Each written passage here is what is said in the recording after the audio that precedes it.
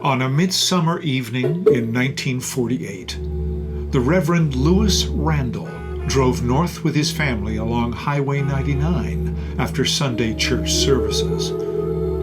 While they crossed the Aurora Bridge, 14-year-old Lita Ray and her mother Dorothy witnessed something that left them astonished and terrified. Hovering in midair was a cigar-shaped object. Mother and daughter screamed and pointed.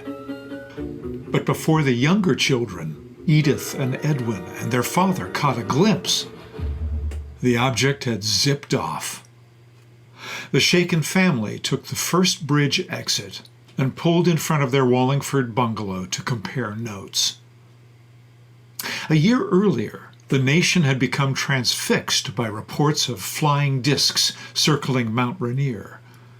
The reserved Randals, however, scarcely could have imagined that they too would be swept into such hysteria.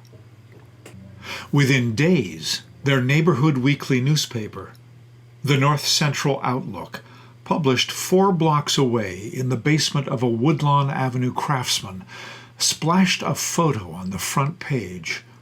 A wingless, double-decked craft, windows ablaze, hovering over Green Lake at midnight.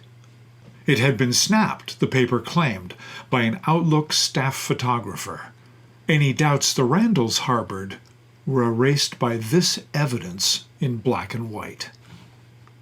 Years later, after writing a commemorative now and then column about the Outlook's beloved editor and publisher Stan Stapp, Paul Dorpat recalled the UFO story to me with a chuckle. Stan told me it was a complete hoax, he said. He even confessed it to the Times. Indeed, 2 days after the Outlook coverage, sheepish Stapp told the Seattle Times, "It seemed so fantastic I didn't dream anyone would believe the story. Had I realized, I probably wouldn't have done it." The photograph, he admitted, was a homemade composite. An airship drawn onto a 4th of July fireworks photo taken at Green Lake. The Randals, however, missed the public confession.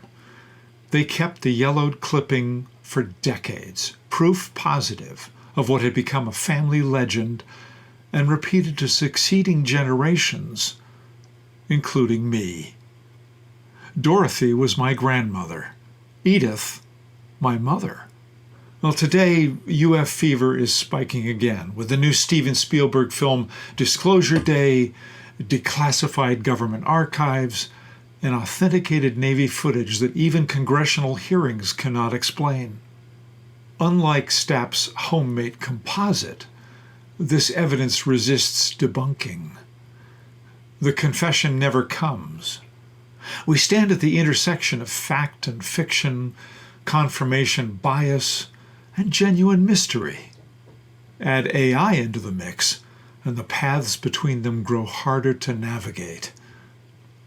At least in 1948, the truth got its boots on within 2 days. Meanwhile, the Randal descendants occasionally gather at Green Lake, point skyward, and wonder. Some things are inherited.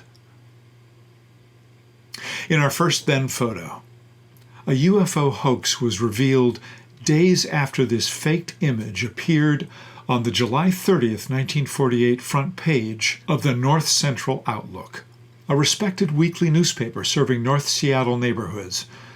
Publisher Stan Stapp fielded dozens of phone calls from alarmed residents.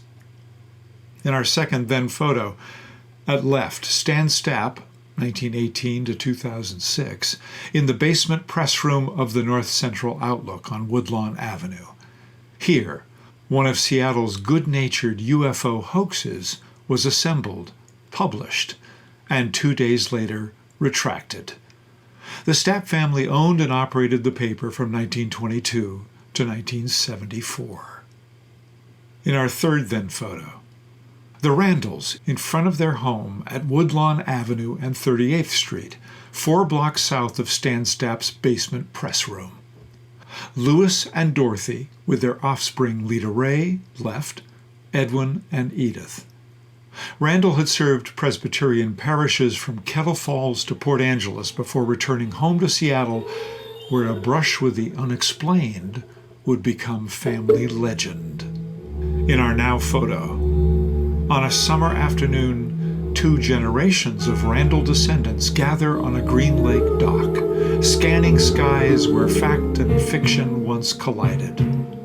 From left, Julie Kempton, Ethan Sherrard, Kaylin Sherrard kneeling, Scott Randal, Cale Sherrard, and Ann Keemley. Kaylin holds the Outlook clipping passed down through the family for decades as proof that the truth is out there somewhere.